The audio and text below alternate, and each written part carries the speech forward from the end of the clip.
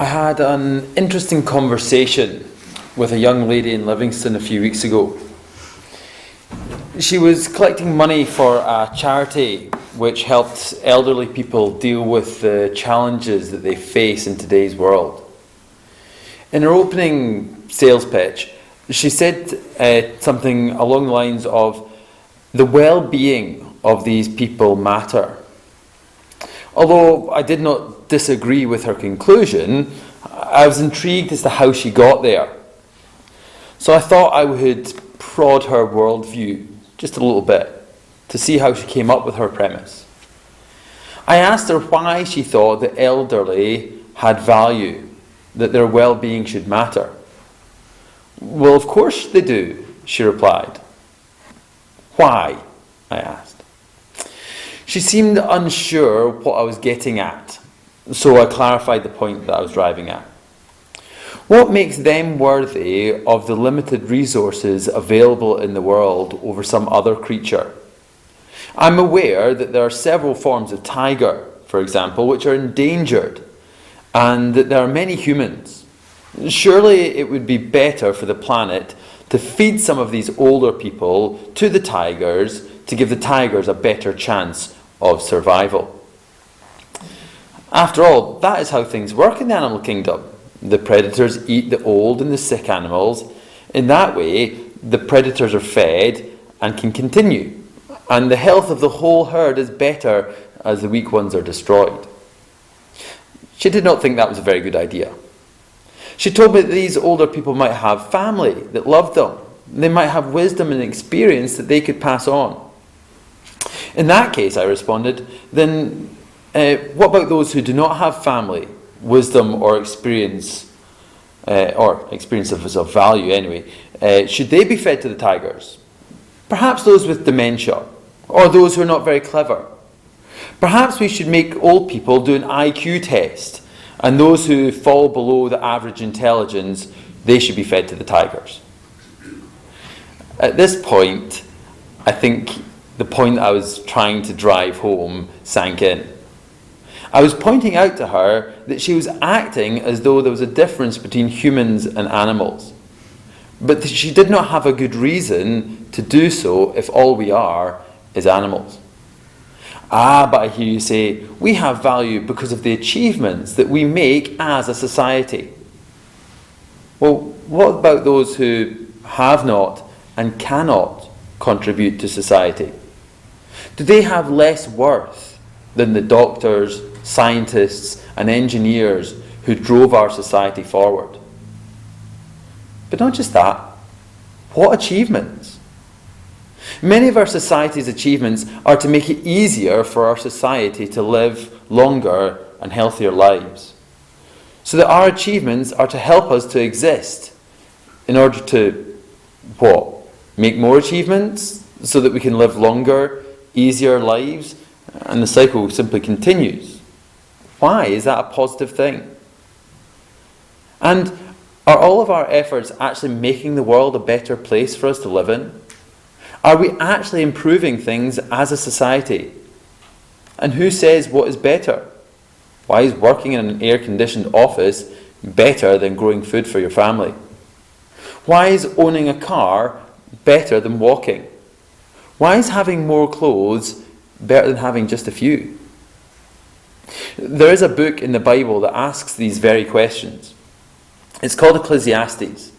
It was written about 950 BC by King Solomon, who was one of the wealthiest and most powerful men in the world at that time. Here are a few things that he says. "Vanity, vanity, all is vanity.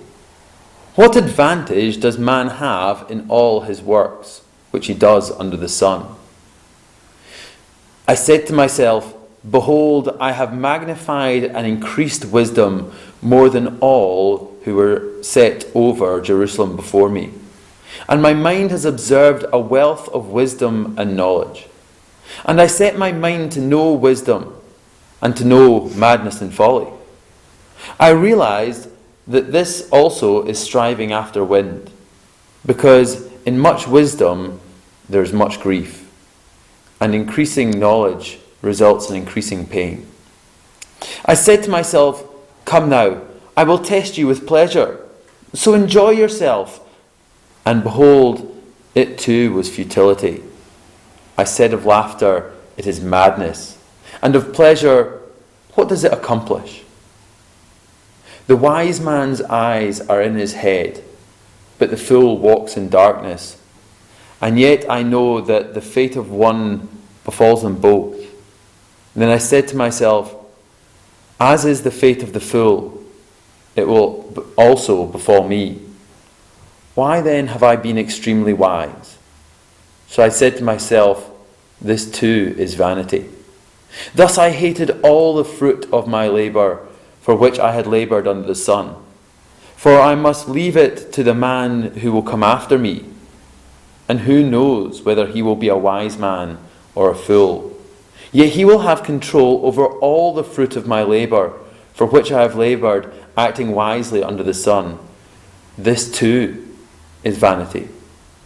Then I looked again at all the acts of oppression which were being done under the sun, and behold, I saw the tears of the oppressed, and that they had no one to comfort them. And on the side of their oppressors was power, but they had no one to comfort them. So I congratulated the dead who were already dead more than the living who were still living. But better off than both of them is the one who never existed, who has never seen the evil activity that is done under the sun. He who loves money will not be satisfied with money, nor he who loves abundance with its income. This too is vanity. This great, powerful, wealthy, clever man looked at what the world had to offer, having experienced more than his fair share. And his assessment of it was that it was all meaningless. All that we as a society strive after is pointless. There is no inherent value in anything that we do. So the question is, do we matter? Well, you say, my granny or granddad matter to me. Well, so what? If you have no value, any value you place on someone else doesn't matter. If we are simply animals who, by luck and chance, found ourselves as the dominant species on this rock in the vastness of space, what value do we have? Why bother? Why care about others? Why not just live for the immediate moment and not give any consideration to others or even our own future? There are some who live like that, and we pity them because they will live and die alone and unfulfilled. It was this thinking that drove Jeffrey Dahmer, one of the USA's most infamous serial killers, to think it was okay to treat other human life as without value. It is possible that you have thought this yourself. Why bother? Why does it matter? Who cares? All questions I've heard spat out when people were at their lowest. When joy seems illusory and disappointment of life threatens to overwhelm. If all we are is stardust, then nothing we do ultimately matters. But what if that's not all we are? What if when we look at our friends and family and we do see something of immeasurable value, not just because we value them, but because they are the product of a divine creator in whose image they are made? The Bible is very clear. In the very first chapter, it says that this is the case, that mankind was created in God's own image, made with divine attributes that do not appear in the rest of creation. We are, in God's eyes, special. Now, before you start getting all big-headed, the problem is that the Bible does continue. It tells us of the fall of man, the deliberate wrong that man did, which tainted not just all of man, but all the earth. Nothing works exactly as it should due to the wrong act of one man. We as a form of life are broken and twisted.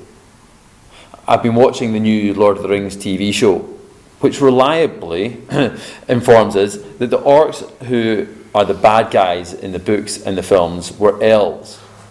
Once they were taken by the dark powers and twisted and mangled and made a ruinous form of life. They were not what they had once been, what they were meant to be. And that's the same with us. We were not meant to be the way we are, self-destructive, selfish, self-involved. All the darkness and futility in this world were not what God had intended for us. We occasionally see glimpses of what we were meant to be when we see love, warmth, and selflessness in the life of someone we know. But we can't maintain that.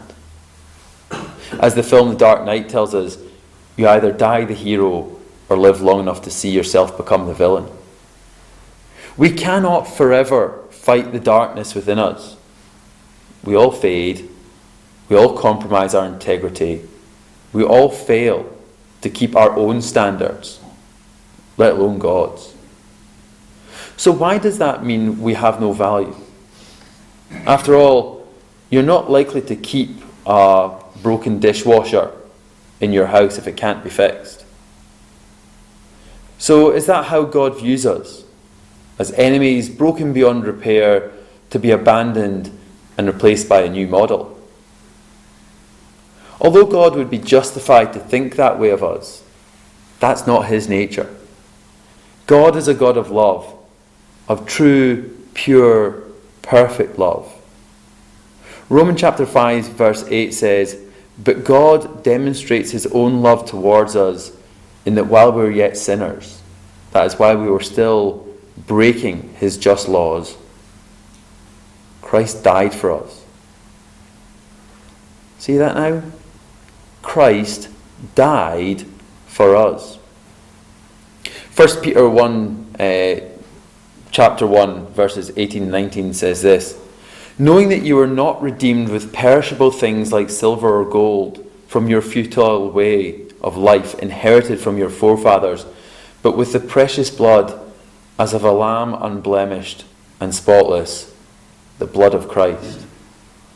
To be redeemed means to be bought back. To Peter, this was a concept he knew only too well.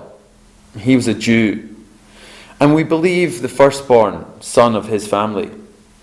The Jews were told by God that the firstborn son of the family belonged to God, and that the family would have to buy that child back.